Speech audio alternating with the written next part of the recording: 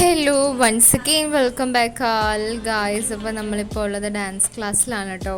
അപ്പോൾ പ്രാക്ടീസിൻ്റെ ബ്രേക്കിലാണ് നമ്മളിപ്പോൾ ഉള്ളത്. അപ്പോൾ ചൂടെന്ന് പറഞ്ഞാൽ ഒരു രക്ഷയില്ലാത്ത ചൂടാണ്.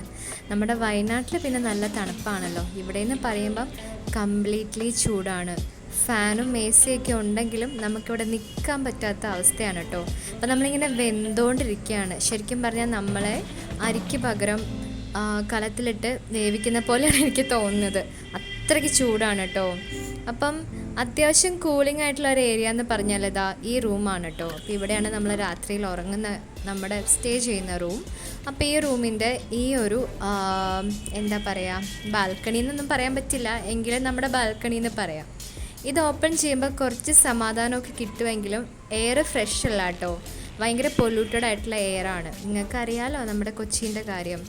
കൊച്ചി മാത്രമല്ല, എല്ലാ സ്ഥലങ്ങളും തന്നെ പൊല്യൂട്ടഡ് ആണ്. എങ്കിലും നമ്മുടെ വയനാട് എന്ന് പറയുമ്പോൾ അങ്ങനെയല്ലല്ലോ, ഫുൾ കൂളായിട്ടുള്ള ഏരിയ ആണല്ലോ. അങ്ങനെ ഇതാ കുറച്ച് ശുദ്ധവായു അല്ല, കുറച്ച് കാറ്റും വെളിച്ചമൊക്കെ കൊള്ളാൻ വേണ്ടി ഞാനവിടെ ഇരിക്കാൻ പോവാണ് കേട്ടോ. അപ്പോൾ കുറച്ച് നേരമൊക്കെ നമുക്കിവിടെ ഇരിക്കാൻ പറ്റും. പിന്നെ സ്മെല്ല് നമുക്ക് സഹിക്കാൻ പറ്റില്ല, കാരണം ഭയങ്കര പൊല്യൂട്ടഡ് ആയിട്ടുള്ള സ്മെല്ല് ഇടയ്ക്കിടയ്ക്ക് ഇങ്ങനെ വരും. അപ്പം നമ്മൾ ബോധം കെട്ട് പോകും കേട്ടോ. അങ്ങനെ ബോധം കെടാതെ ഞാനിപ്പോൾ ഇവിടെ ഇങ്ങനെ ഇരിക്കുകയാണ് കേട്ടോ ഗൈസ്. അപ്പം പ്രാക്ടീസ് ഇങ്ങനെ ഓൺ ദ വേയിൽ നടന്നുകൊണ്ടിരിക്കുകയാണ്.